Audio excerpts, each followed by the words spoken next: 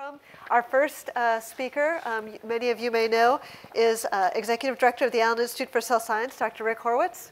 He launched the Cell Science Institute in 2014 with the goal to understand the human cell in health and disease. I'll let him tell a story. The rest, I'm just going to steal his thunder. Rick? Nothing beats a focused mission. Okay? So before I start, I'd just like to, which I'll also do at the end, I really want to thank Paul, not only for his interest in cells and complexity, but for his inspiration in generosity, inquisitiveness, and intellect. He was just remarkable, and I'm really sorry I just didn't get enough of him, and I'd like to have gotten more. I'd like to tell you about the Institute for Cell Science. We're addressing three big questions in cell biology. The first one is, can we look at a cell and tell you what a cell has done, what it's doing now, and what it will be doing? And this is sort of a visualization interpretation of the ATLAS project, and we're trying to create a high-dimensional atlas, and we're trying to bring imaging into this, so imaging is the second leg of a stool that already has genomics in it. And I'll be saying a lot more about this, obviously. Second problem is, how do cells organize themselves? We really don't know about it. There aren't many reviews on it. We just don't understand what the principles of morphogenesis are in a cell, so we're interested in that. Again, from an image perspective, it's a complicated problem dealing with taking 20,000 genes into a phenotype. I'll be telling you about that. And the third thing is, how do cells transition from state to state?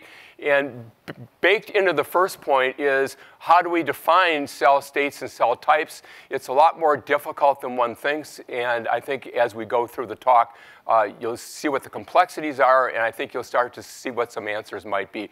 But our answer is a high-dimensional atlas, and the more dimensions, the clearer these things will start to be. So why all this imaging in here? Those of us who have worked with cells for years and years know that everything a cell does is compartmentalized and dynamic, number one. And two is that almost everything a cell does, I'd say almost 95% of the things a cell does results from either a nanoscale or mesoscale change in cell structure. So if we understand this, cell structure becomes a phenotype-defining platform. Okay. So we can't do all of this stuff at once because this is what we've been doing for a century or more. But what our goal is to start at the level of the organelles, because there's 30 to 50 of those, and then work our way back and look at complexes and go back toward where most people work, which is either here or at this level here. Even this level is not studied very well. So we're taking an integrative multi-scale approach. And I'll be saying more about that, of course. And the cell type that's just perfect for all this are iPS-induced stem cells.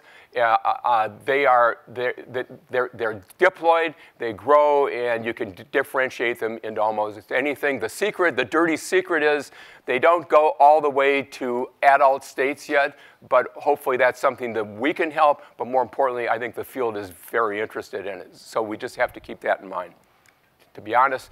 So the opportunities that fall out of this is we would like to develop signatures so we can look at cells and know what they're doing. We can know what their differentiation state is, for example, and we can understand what the origins of their pathology might be.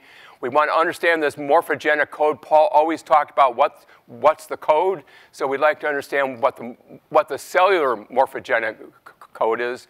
We want to create a rich, data-driven virtual cell. We want to replace textbooks, figures like this with something that's data-driven and real. I'll be saying more about this.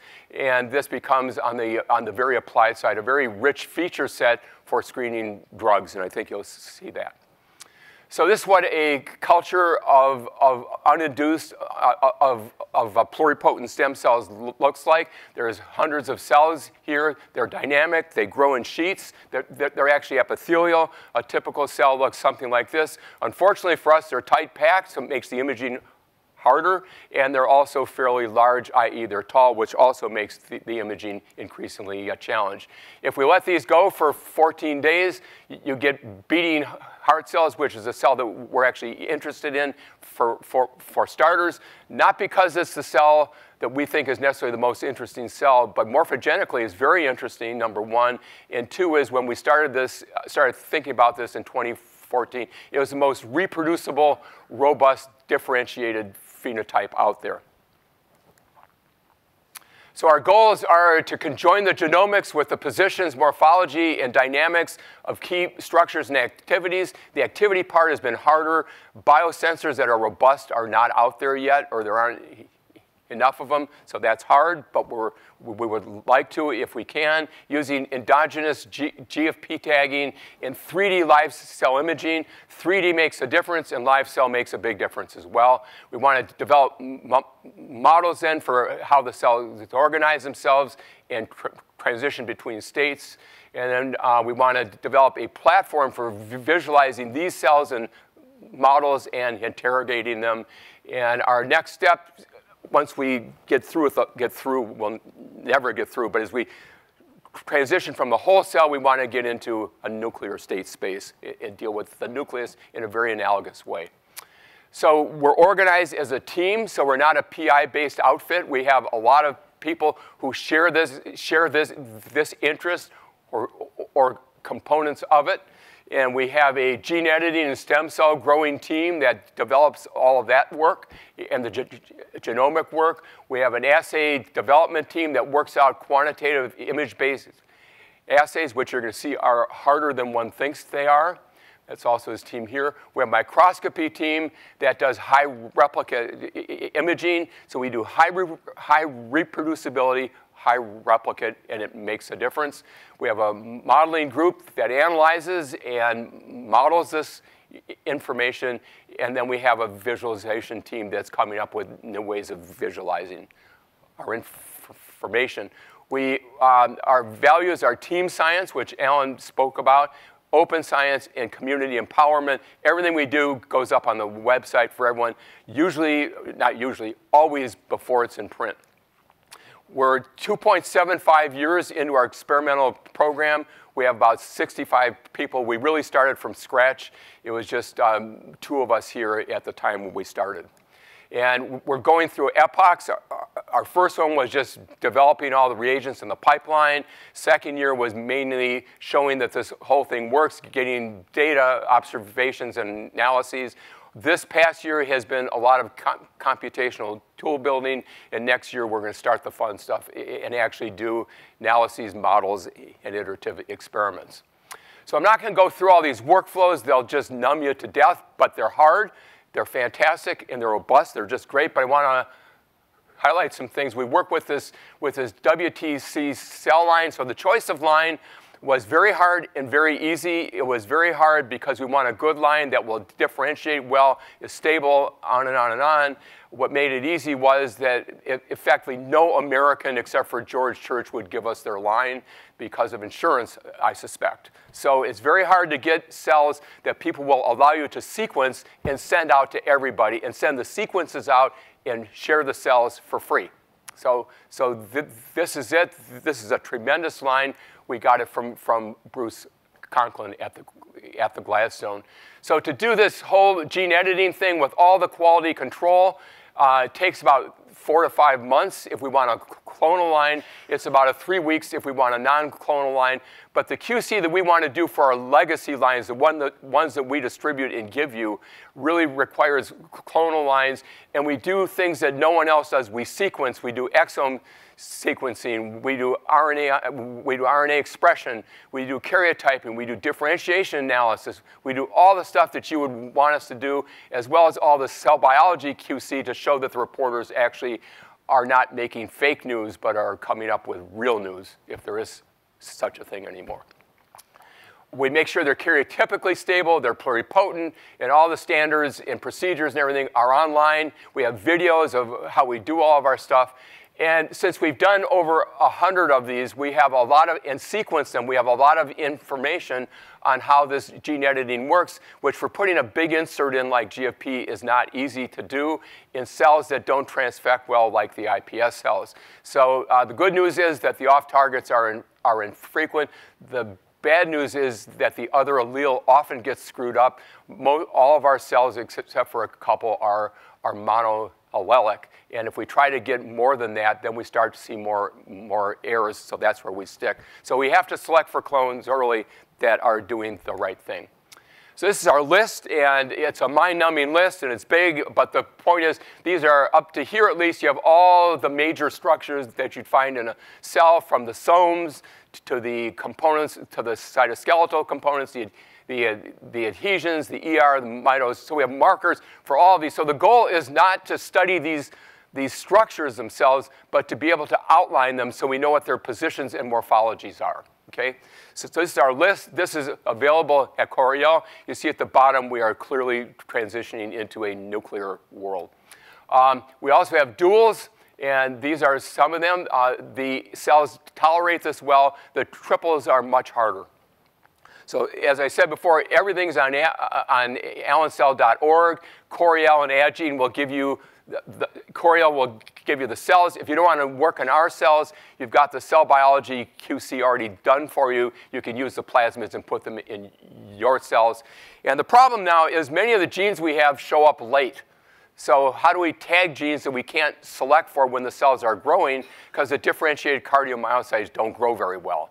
So we have a method for it, and I'm not going to go through this again, except to say there's an extra cassette in here that allows us to select for M. cherry. And once we've selected for them, we have a very high efficiency event that clips that out, and then you're left with your gene-edited gene the way it's supposed to be. And it works very, very well. So this is, and the efficiency of it seems to be going up still. So it's good. So just to show you, the first thing I want to say is that gene editing in diploid cells, for those of us who image, is a game changer. And I want to show you the worst case, because that makes the story stronger. But on the right here is a transient transfection with the same GFP plasmid for mitochondria. And here's a gene-edited one, and we're looking at a Z-stack going from the bottom up to the top. And you can see the artifacts and other things. And we generally find high backgrounds in transfected cells, and many times artifacts due to overexpression. And you can see that this is really, really great. And I'll show you more examples. This is it. Can I get just the front lights down? And if not, it's OK. So this is alpha-actinin 2. This is a late gene, just to show you that late genes work and how fantastic our imaging is. And this is on a standard spinning disk microscope. The game changer here is not the microscopy, it's the gene editing. This is a gene that marks the SR. Everyone reports it's not. It's only present in these cells in the cardiomyocytes. It's also present in the undifferentiated cells, so we're studying that. But you can see that it lines up with the sarcomeres the way it's supposed to. So that's kind of cool. And here's some nuclear genes just to show you what they look like. There's a nuclear pore here, and H2B is a chromatin gene. So we have a lot of structure. We get beautiful resolution. This is really useful for us. We've done all these cells. We've seen initial observations. They're all at allencell.org. I can't tell you about it. We've seen things that are new. We've seen things that are unexpected. They're all at allencell.org. And they come with the cells. So when you go to the catalog site, you will see all this stuff at the site, and you'll see these initial stories. OK. We can do movies as well. It's much harder in these cells, but they can be done. This is a movie of tubulin, and this is a low mag, and you run the magnification up. And even in standard spinning disk microscopy, the imaging is really, really good. We can do this in organoids. Our collaborator, Bino Friedman, across the street, is interested in polycystic kidney disease. One of the beautiful things about the iPS stem cells is that you can do a disease in a dish model.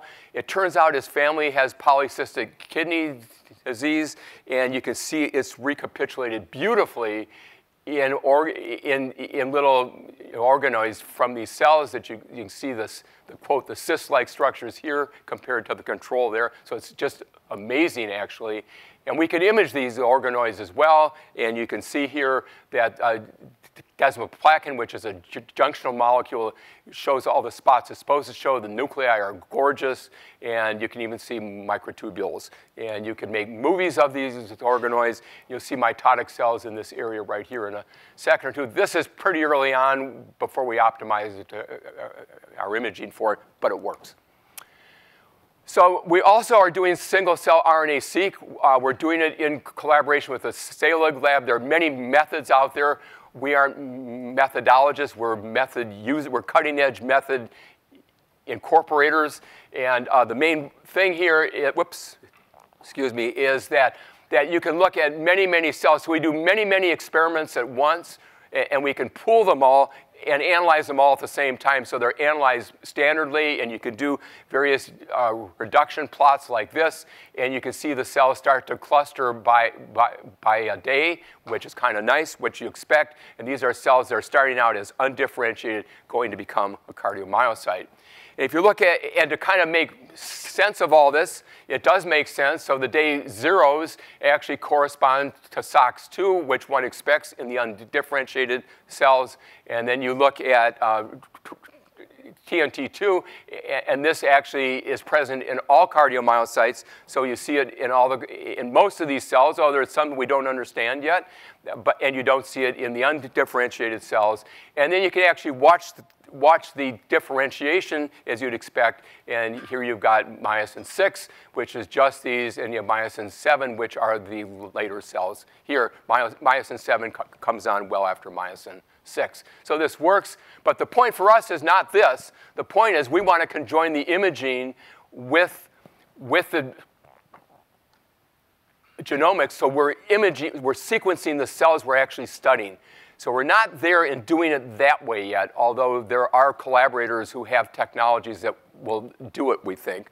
But what we're doing is we're doing it with fish. And what we're seeing with fish is, you can see it here, the fish works in our lab. We're very early in this, but it really works well. And you can see day 18, if you remember right, myosin 6 comes on first, myosin 7 comes on next. And if you blow this up, you can see a lot of cells with myosin 6, fewer with myosin 7. And in the day 30 cells, you'll see many more have myosin 7 and fewer myosin 6. So we think this is going to work, and our goal is to get fish probes that give us signatures for each of the clusters, and then at least be able to cluster cells, even if we can't do cell-by-cell genomics and imaging. But we think that will come someday. So our imaging is a pipeline again. It's complicated. It's automated. It's not completely automated. It's not high throughput. It's high reproducibility. So we have reasonable throughput, but our goal is reproducibility. It's not doing millions of things. And it's standard stuff is shown here. And what I really want to focus on is this. We're generally running thousands of replicate images, and you'll see why in a second or two. The images are curated. And while we have a lot of automation on the microscope, our goal is a smart microscope, a learning scope that actually learns what we look for, so it can automatically find mitotic cells or sick cells or who knows what. So this is what a typical experiment is like, and we use a dye for the membrane. This is about to change. We hope you'll find out about that shortly. We also look at, here's our structure, so that's channel 2. Channel 3 is we look at the nucleus using Herx, which is a DNA dye. And then we do bright field, which we just do to see if we're on the right place for cells. You're going to see that's a game changer in a second or two. So what do we see? Well, the first thing we see is there's great variance. So there's no typical cell. Their morphologies are all over the place. And if we look at particular structures, like microtubules, even they're not stereotyped particularly well. And we have to figure out what the variance is. Obviously, some of it is mitotic cells, but it's not the explanation. And these are clonal and small clones and putatively undifferentiated. So there's a lot of stochasticity or there's a lot of really interesting functional stuff, and we have to straighten it out. If you look at mitochondria, it's the same story. They tend to reside in these spaces because the nuclei are so large, but there's also examples where they're not, and these are mitotics again. So there's a great deal of variance. There's no stereotype place where things are. We'll come back to that in a second or two. So all this sounds pretty straightforward until we try to actually quantify our images, which requires good image processing, which in 3D live cells is hard to do. Superficially, it's easy to do, but to really do it, it's hard to do, and to automate it, it's very hard to do. So we've moved from we've got, using traditional sophisticated stuff, we've got pretty good stuff like this, although if you go down and look at it carefully, it's not as good as we want, but it's adequate for the first set of things that we might want to do. But we've kind of improved on this by combining this stuff with machine learning, and if we just take our nuclei, which ought to be easy to segment and see. We can see them by eye. They look great. If we actually do it with any of the algorithms out there that we've optimized over a long period of time, you do get errors. You'll see holes in the nucleus. More importantly, you'll see errors like this. And the error rate is too high for us to do our work. And this is true for all of our structures. But with this iterative deep learning and other tricks we've got, we can go from something like this to something like this. So we're really optimistic it's going to be spectacular. That toolbox, the first part of the toolbox, will be available in December. It's almost done. So the segmentation problem, because we're doing so many different structures that have so many different morphologies, this toolbox should be useful, or iterations of it that you do in your lab should be really useful for everybody that does cell biology microscopy. And I'll come back to this as a game changer in our workflow shortly. So what we have now is we've got 30 organelles, and we know where all of them are, and we know where their morphologies are, and we have them referenced to the nucleus, to where the nucleus is and its morphology, and what the outlines of the cell are. So we have a referencing structure, and we can now we can add drugs, or we can look at the variation, we could look at changes during the cell cycle, but we have to do it one cell at a time because we only have 1 or 2 labels per cell. So it has to be done that way. So it's a lot of work, but it can be done. The feature set is extremely rich, so we have thousands of features that one can derive either visually or computationally on the cells. But this variation that we've got, going back to this first point here, is actually thousands of experiments. So we have bigger cells, smaller cells, taller cells, squatter cells. We have organelles that are shifted around the cell. So actually, we can look at the influence. This is the equivalent of mutants in our book. So we have an enormously rich feature and structure set that you can study, and it's all on the website. Okay, it's all for you if you want to do it. It's very possible you're going to do a much better job than us, but we're going to try. Okay. So let me just give you a trivial case in point. So this is a pretty straightforward plot of the nuclear volume versus the volume of the cell. And you see a linear plot, so they both tend to grow. And then questions start to show up. Is this increase due to the cell cycle? How does the nucleus and the cell conjoin this way? What are the outliers? If the cells grow, do they grow proportionally in some way? Do the organelles grow proportionally? If you have a taller cell, are the microtubules longer? On and on and on. We've got all the data for it. It just has to be analyzed, okay? And as I said before, what are the outliers? This looks like the sequence stars in many respects. So I'm going to give you 3 cameos that exploit this, and I think you're going to see what the power of this kind of information is.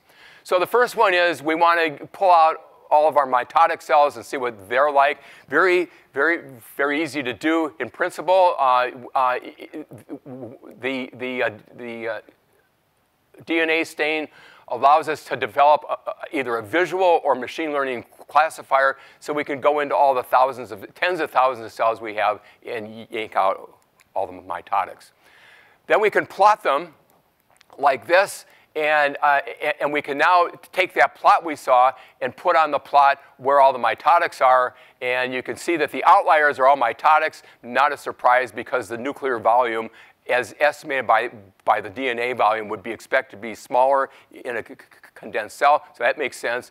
And all these larger ones, but not all of them are this. So we still have to find out if this is stochasticity, if cells see this every hour, or if this relates to something else about the cells. But in any event, we now can make a matrix where we've got each of these stages of the cell cycle of division with all of the structures we've done. So now we can look at what a mitotic cell looks like, not only a metaphase cell, but at various stages, and start to think about that.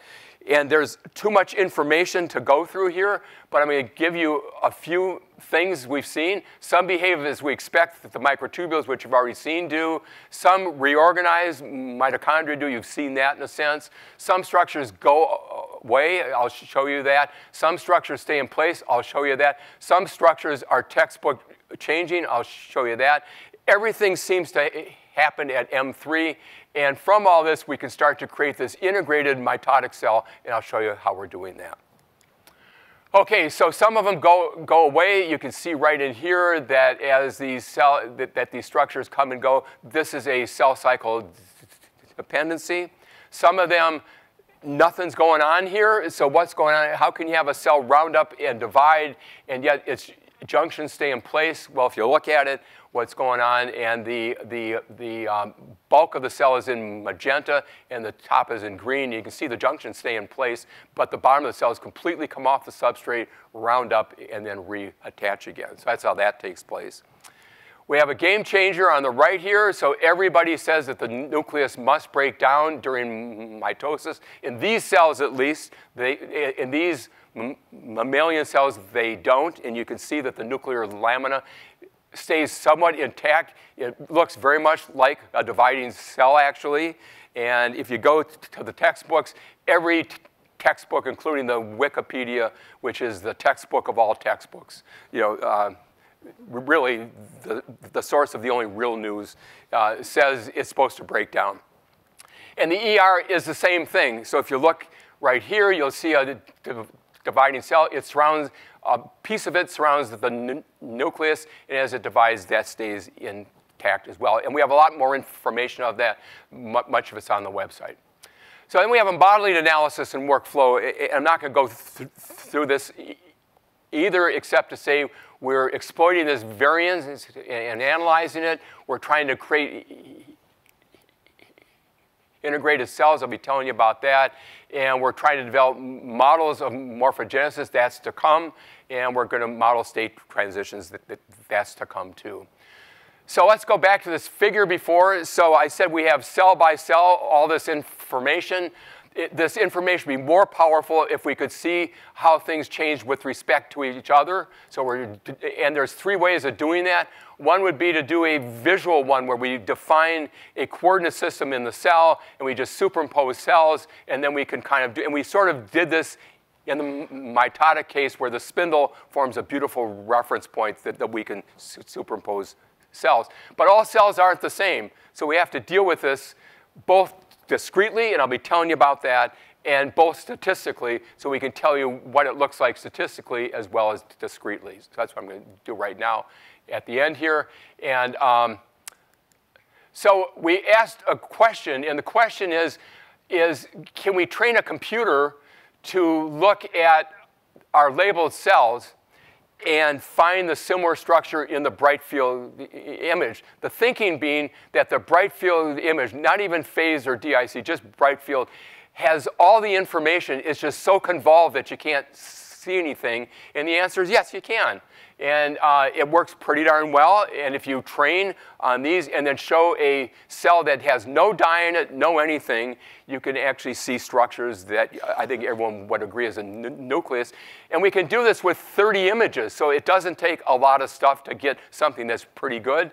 And you can see that even though the sampling, the fraction of mitotic cells is small, you can actually start to see mitoses as well. So this is amazing. This is label-free imaging. No fluorescence microscope. This, in principle, could be done on your high school microscope. So does this work for other things? It doesn't work for everything, and it works somewhat well for some things and not as much for others. But on the whole, it's extremely promising, and it works. And it works for the nucleolus, it works for the mitochondrion, works for the nucleus, works for any large aggregate, it seems like, any structure that's large enough, and it works for membranous stuff. So the question now is we want to actually not do this one by one. We want to produce integrated cells so we can look at all the organelles at once at the same time. Okay? And the question is, can we then train and then take a bright field movie like this and run it through these and make a conjoined image, a conjoined movie that has all the structures, and from which we can produce mitotic cells and interphase cells that are based on real information that look like this in a whole culture seeing all the cells at once? And the answer is, it looks really, really promising. So this is a movie. We're starting with the Z-stack. This is transmitted light. This is the DNA. This is the nucleoli. This is the nuclear envelope. The membrane, the plasma membrane, the mitochondria, in this particular set. This is all of them at once. So this is in 3D going up and down in Z. And we said we want to do live cells. So this is dynamically looking at all of them at once. And the problem you get too much information, but that's manageable. It's a better problem than no information. And just to show you, we got a bit carried away here. Okay, so we can do a movie, and the movie shows you all this in real. So this is amazing stuff that's going to have great ramifications for the things that we do. And from these, we can start to produce real integrated cells, not cartoons, but cells based on real information, morphed into the dimensions we know the organelles have rather than light microscopy, and get visualizations of what cells really look like. So the question that you're going to want to say is, can I do this in my lab tomorrow? And will this work on my cells? I don't know, but we can say two or three things about it. This is, so we did iPS stem cells. This is an HEK cell, which is epithelial-like. And we asked, first of all, how does it, this is what it really is based on the stain. How well does our model, i.e. the iPS model, work on it? And depending upon what you want to do, it's not too bad actually on those cells, but it's not as good as if you trained on your own cells. So training on your cells is what you want to do, but if you want to, but this may work for what you want to do. These are HT1080 cells. These are a fibroblast-like line. Again, the target looks like this. The prediction from the iPS is good enough for some applications. Training on this is much better. Of course, the more you train and the more you tweak, the better this might be. So this all has to be optimized, but it's real promising. What about the stem cell in a different state? So here's a cardiomyocyte, and this is so stereotyped that it's either right or wrong, and the sarcomeres are just spectacular. All the structures show up basically the way that we expect them to. So this is going to be really useful for us because it's going to allow us to use labels for things we can't see and then integrate everything else. So we're very excited about this. You just can't stop imagining what this might be used for in diagnostics and prognostics, in vivo imaging, multi-scale imaging, where we could develop a transfer function from different spatial scales. And then for the nuclear state space, which we haven't done, I'm absolutely certain that we're going to be able to see nuclear states that are reflecting differentiation states just label-free. So that's our goal. So that's the discrete thing. We still do this one cell at a time or a colony at a time. It has to be analyzed. How do we do this statistically? Okay. And the answer is we have created a generative adversarial network. And what it does is it studies all these cells. Okay, it studies all the membrane and the nuclei. And it creates a model. It makes it a continuous model, and therefore we know where each structure is is in the state space with respect to the membrane and the nucleus. May not be the best choice, but it's a good first choice. So we can now predict now, this is a membrane and nucleus, so we can make a prediction, and the nucleus looks like it's supposed to look pretty much at the resolution we've done. The lamin B1 surrounds the nucleus, so that makes sense. The TOM20 is in the spaces, so that makes sense. This is statistical. This is the most probable location. No cell may be like this. It's the most probable one. The Sex61B is the ER. That surrounds the nucleus and extends out. That looks good. The mitotic cells, which are more stereotyped, are more interesting. Tubulin looks good. It doesn't look spindle-like because our resolution of our models are not there yet, and we may not have that resolution. Lamin B1 doesn't break down, it's still there, and I can go on and on. Everything seems to work well. And you can actually do a latent space walk, and you can sort of predict what you think and what you think a statistical integrated mitotic cell might look like. This is really powerful stuff that we're still playing with. Okay, I just want to end on the Allen Cell Explorer, and the Explorer is, I still have time, right? Yeah. Okay. I'll almost end on the Allen Cell Explorer. So the Allen Cell Explorer is more than a website. All of our data, all of our protocols, all the methodologies, videos of how to do things, everything is on the website. All of our images are there. You can download them, study yourself. This is the best. These cells are the best characterized set of iPS cells out there, you know, of edited cells in terms of the quality control, in my view. And the images are really good. They're done on these clonal lines, even going back to the same position in different colonies, because we're trying to get as reproducible as we possibly can. Okay? So our goals here are to go from the cartoons you saw before into these 3D data-driven cells. And our other goal is for visualization to drive the science rather than reflect science. So we don't want viz to be figure 8 at the end of your article, and here's a cartoon. We think that by looking at cells really well, rather than reading about cells, you're gonna generate hypotheses that are much more powerful. Okay, and there's a tool. All of us do look in 2D all the time, and we have a new streaming rendering tool, which is a cinematographic tool, and this is a ray marching, and you can see that you can convert these blah images into something that have a whole lot of life and are just much more useful for you to see with this tool, and that will be out on the website hopefully at the end of the year as well. Okay, so where do we go with this? We're going to there's a lot to, we're not going to study all this. We can't. So right now, we're going down to this right here. We're going to probably expand out and do endothelium. We'll probably do fibroblasts, maybe smooth muscle. So we're going to look at these branch points, and we'll probably look at early differentiation for all these. But this is what we plan to do, but plans do have a way of changing as opportunities arise. We're also very interested in nuclear state space. I'm not going to go into all this again, but the idea is that there's features and reference points in the nucleus. There's a lot of folding and unfolding, large-scale structural alterations take place there. We would like to understand those, so we'd like to identify these reference structures. We'd like to look at genomic loci that change or interact, or better yet, turn on as differentiation proceeds. And our goal is to connect this genomic, biochemical, and spatial worlds, which the 4D nucleome is supposed to be doing, but they're not. So we're going to come in and do the part that no one else wants to do. So this is our team. Anyone in the team almost could give the talk. I'm just up here because I'm up here. Anyone could be singled out for doing singular things. No one is comfortable in their work. We're all on the edge. Excuse me, we're not at the edge, but we can see it. I don't want anyone at the edge because we'll lose them, but we can see the edge from where we work. And so this is extremely challenging. The people are terrific. They're just spectacular. And I like to come back to what I said at the start. I really like to thank Paul for his interest in cells and his inspirational generosity, curiosity, creativity, and inquisitiveness.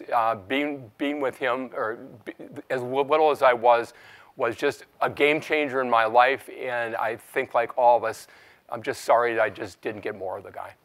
So thank you.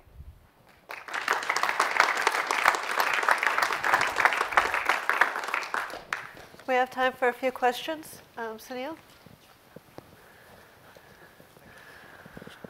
So in the two things, one is in your tubular GFP cells, can you, when they become post-mitotic, see primary cilia, and can you teach your machine-based system to read and to determine the lengths of the primary cilia? Because that's a very important topic for ciliogenesis, where 1,000 genes are involved.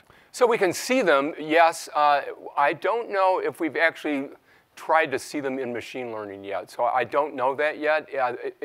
They're large enough that it might actually work. The individual microtubules aren't going to work very well. They're just too small. But when you get to aggregates, I think it might work, but we haven't done that. Molly might be here and might know that, but I don't think so. Because I think measuring the length of the cilia, actually, if you can get to that point, would be really helpful. Well, the segmentations are for that. So that's the type of stuff we're trying to do. And I think we will have those tools. We do have those tools. Yeah, very quickly, the second point I wanted to just make was that in addition to all the cellular structures, there are extracellular matrices, for example, particularly at advanced states of differentiation. A couple that are cell-associated that would be very helpful to include in your and to mark, such as versican and pericellular matrix, or fibronectin, which forms a primordial fibril structure around cells. So what you don't know is my whole career was on fibronectin and adhesion. So it's something I know about. So I tend to stay away from my old career, so I'm not biased. But thank you. It's on our list, and we will do it. It shows up late in these cells. So these cells are mainly the undifferentiated cells are basal lamina, but it's going to be really, really cool in the cardiomyocytes, and will change as they differentiate. So we will mark that down. And if you know of a paper that has a good GFP tag of the whole molecule, so we know it doesn't screw it up, we'd love to hear about it. I'll talk to you more about that. Okay, later. thanks. Mike, the microphone's coming. So I was very curious about this idea of the latent space that you're looking at as you walk across these GANs and I'm not models. looking at it. Our modeling team is, but As the team looks at it. And one thing I was curious about is, are there regions of this latent space that the cells that you observe do not populate? And conversely, another version of that same question is, are you able to generate models that are perfectly physically reasonable, perfectly biologically reasonable from this latent space that for whatever reason you don't see in any of the conditions or populations that you're working with? So I don't know if we have the data to answer number two, but those are really good questions. And the thing we're working on now is, can we reverse engineer the latent space to get information as to what it's seen? That's what most people ask us about, but no one has asked your question, and it's a good question, so now it's on the radar. Is Molly here? No. Okay, well, anyway, I will, let's discuss it afterwards, because that's a great idea. We have time for one more question. Clodagh? I'm so excited about what you're doing. It's amazing. Just the label-free stuff is really exciting. And so I'm just wondering, obviously when you image as well, you can induce potentially DNA damage. And especially as you get more colors and more, and that can actually change, especially the nucleus and actually then the cell cycle and stuff. And so, it'd be, I don't know if you've labeled H2AX, but it would be really interesting as we add colors to see if actually just the imaging itself is inducing any DNA damage. But with the label free, do you see any changes there, basically, compared to actually when you do imaging through the cell cycle? Well, we haven't, so the label free is so much more non-perturbing than anything we've ever done by orders of magnitude. Right. I'm sure there's going to be a problem if one looks for it, but the problem is so muted compared to anything that's ever been done. Because you can just dial your light intensity down. It's going to be, and I think we just have to study that. But we don't see anything that stands out. But then again, we always compare it to something we've seen in a microscope. Exactly, So how do you know? No, that's a game changer. The other thing is, do you think with your machine learning, you could almost get to the point where you could actually have a sort of an automated sort of infusion, so you could fix the cells and then go to EM, so you have your cell states, and then machine learn and then basically fix them? Yeah, I think across? so that kind of a transfer function is a goal, and we'd like to actually go between our resolution and super resolution and down to EM to actually dock in all the EM structures. The problem is alignment. As soon as you fix the cells, things change, so we have to solve that, but that is a goal, yes. Yeah. Excellent. Thank you so much, Rick.